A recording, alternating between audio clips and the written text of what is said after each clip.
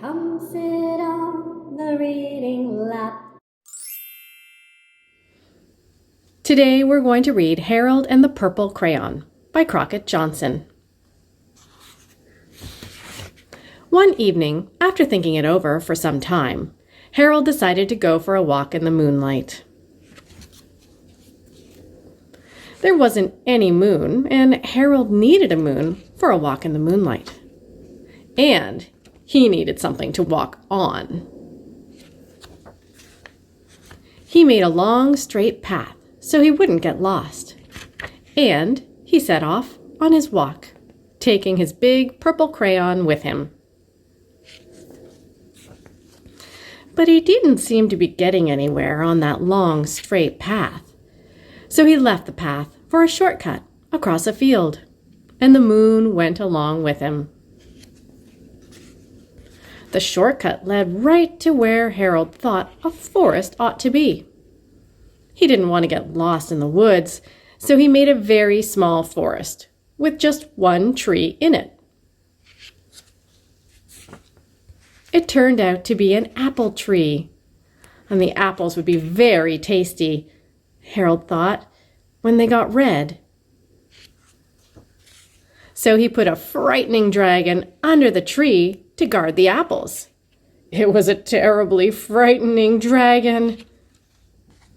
It even frightened Harold. He backed away, and his hand holding the purple crayon shook. Suddenly, he realized what was happening, but by then, Harold was over his head in an ocean. He came up thinking fast, and in no time, he was climbing aboard a trim little boat. He quickly set sail, and the moon sailed along with him.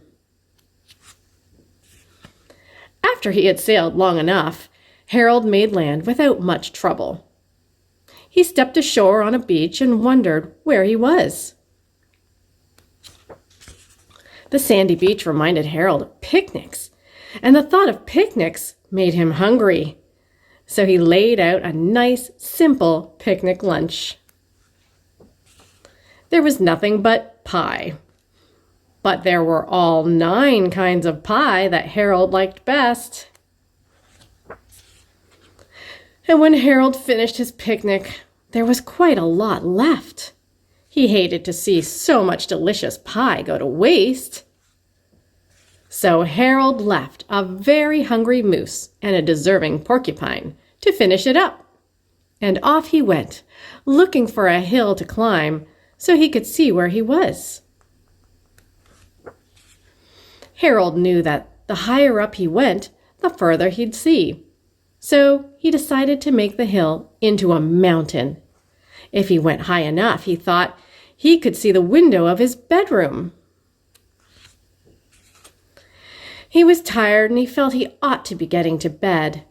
He hoped he could see his bedroom window from the top of the mountain. But as he looked down over the other side, he slipped, and there wasn't any other side of the mountain. He was falling in thin air. But luckily, he kept his wits and his purple crayon. He made a balloon, and he grabbed onto it. And he made a basket under the balloon big enough to stand in. He had a fine view from the balloon, but he still couldn't see his window. He couldn't even see a house. So he made a house with windows, and he landed the balloon on the grass in the front yard. None of the windows was his window. He tried to think where his window ought to be. He made some more windows. He made a big building full of windows. He made lots of buildings full of windows. He made a whole city full of windows. But none of the windows was his window. He couldn't think where it might be. he decided to ask a policeman. The policeman pointed the way Harold was going anyways, but Harold thanked him. And he walked along with the moon, wishing he was in his room and in bed. And then suddenly, Harold remembered. He remembered where his bedroom window was when there was a moon. It was always right around the moon. And then Harold made his bed, and he got in it, and he drew up the covers. The purple crayon dropped to the floor, and Harold dropped off to sleep. Joining me today. If you love the book, please leave a comment.